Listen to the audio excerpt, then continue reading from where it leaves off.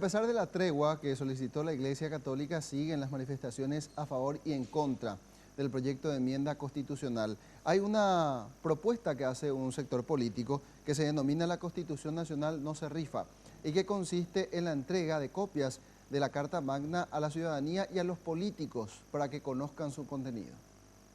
La diputada Perla de Vázquez mencionó que le recomendaron rifar durante las movilizaciones coloradas copias de la Constitución Nacional, ya que el tema de la enmienda está decidido a pesar de lo que diga la Carta Magna.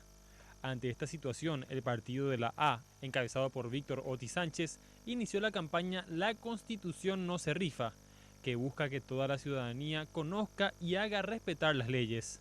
Vamos a hacer una campaña masiva en lugares estratégicos, shopping, mercados, donde haya aglomeración de gente vamos a estar presentes y esto vamos a hacer a nivel nacional, en las cabeceras departamentales.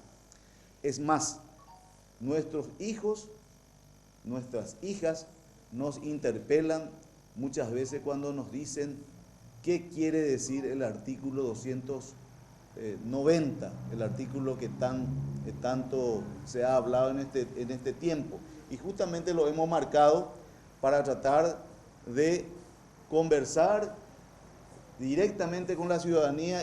También anunciaron que entregarán copias a los legisladores oficialistas, si es que logran encontrarlos. Buscaríamos en lugares fundamentalmente donde ellos están, en los restaurantes, en las canchas, porque generalmente, si ustedes ven realmente el comportamiento de los legisladores, los 25 legisladores han dejado de trabajar. Entonces vamos a buscarle en sus lugares donde están habitualmente, y ellos están en algunos lugares de desayuno, en algún lugar de restaurante, algún lugar de tiempo donde ellos pasan constantemente. Esos son sus lugares de trabajo, porque realmente buscar en el Parlamento me parece ridículo.